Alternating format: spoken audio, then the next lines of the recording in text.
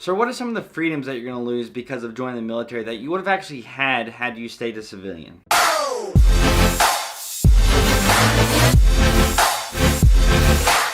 What's going on, guys? So today we're going to talk about some of the freedoms that you're going to lose when you join the military. And I want to start off this video by saying you don't actually lose freedoms. It's kind of, slightly misleading title or whatever. But it's not that you're actually losing your freedoms. It's that your freedoms are going to be restricted a little bit on certain various things. And we're going to start with the biggest one, just right off the bat, your freedom of speech. Do you still have freedom of speech? Yes, for the most part. If you want to, post something on Facebook about how you think some celebrity is stupid or whatever, maybe you don't like the restaurant that you're at, you have the freedom to talk about that. But at the same time, you have to be really kind of careful whenever you're talking about things that has to do with the military as a whole, with the President of the United States, with the government in general. You have to be very careful with what you're saying about that if you're going to say something negative, right? If you're going to say positive stuff about your chain of command, about the president, all this, then yes, go ahead. Go and say that, Donald Trump is the best president that there ever was in the United States of America. But if you want to kind of ride the fence and be really sketchy with things like some people are doing nowadays, they're talking really bad about the president. And if you're currently in the military, you can get in trouble for talking bad about the president, because the president in the chain of command is literally the highest person in the chain of command in the United States Armed Forces. He is literally like the boss's boss of boss, right? So you don't want to be talking bad about your boss. That is not going to turn out well for you. So whenever it comes to freedom of speech, your freedom of speech is going to be restricted based upon the things that I basically just said. You can't talk bad about what the military is doing, the mission. You're not supposed to be talking bad about that. Some people ask me to talk about a bunch of negative things about the military, right? I am pro-military. I really enjoy the military. Military is like literally one of the best decisions I've ever made in my life.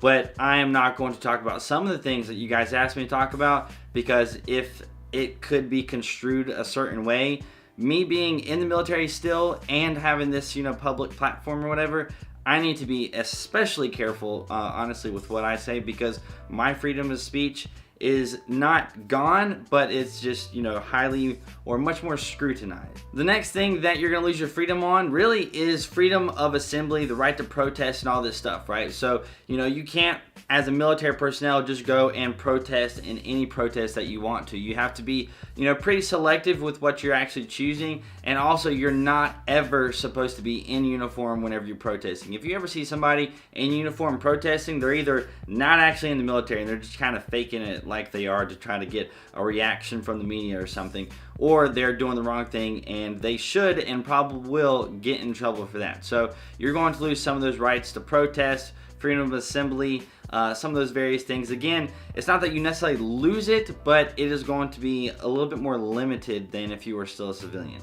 And the next biggie is the right to bear arms. Yes, you can have weapons in the military. If you're currently in the military, you can have weapons. If you're in the reserves or the guard and you're not living on a post anywhere, then your freedom for this is going to be a lot better than somebody who is active duty, who is living on post or on base somewhere. Because if you're in the military, you can't just have, a 50 cal, an AK-47, an AR-15, a freaking whatever, just hanging around in your apartment. You're not supposed to be doing that, right? So if you're in the military, if you're living on post, you can't actually have weapons in your home. Like, that's not allowed. A lot of people might ask me that, are you allowed to bring your weapons on base or whatever? You can't do that. You'll have to check that in the armory, and basically anytime you want to use it, you're going to have to go and check it out, and then when you're done with it, you're going to have to, turn it back in or so. So your freedom, your right to bear arms is going to be restricted a little bit, but you can still, if you want to, you can buy, all the weapons that you want, but your accessibility to them is going to be limited.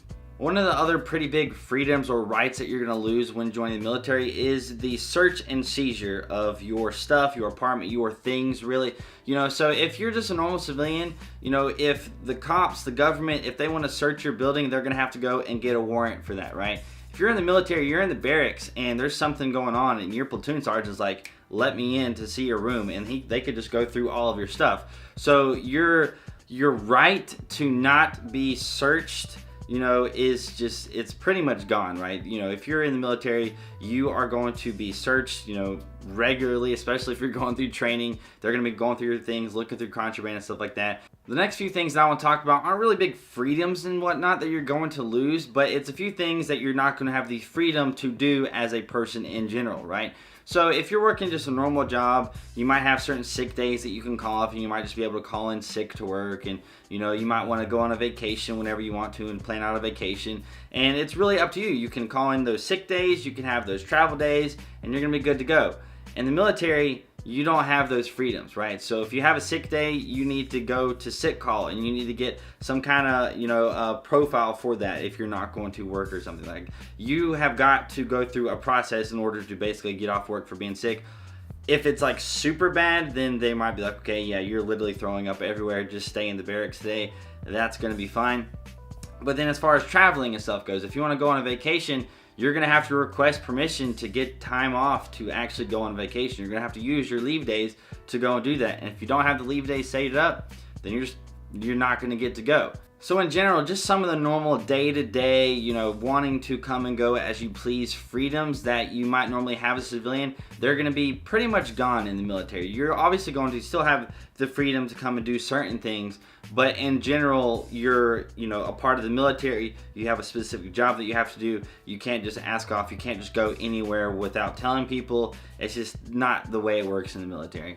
And the last freedom that you're going to lose, kind of, is the freedom to talk to your family whenever you want to. This is kind of a big one or a small one, kind of depending on where you're at. But in the military, there's going to be times when you're not going to get to call your family. So there you have it. That is a video on some of the freedoms that you're going to lose whenever you join the military, or at least some of the freedoms that are going to be restricted a little bit whenever you join the military. So if you enjoyed this video, hit that like button. That would be awesome. If you want to stick around some more videos, hit the subscribe button. That would be even better. The notification bell button is right beside that subscribe button. You can hit that if you want to make my day. If you're not following me on Instagram and Snapchat, the links are right here. I hope you have an amazing day, and I will see you later.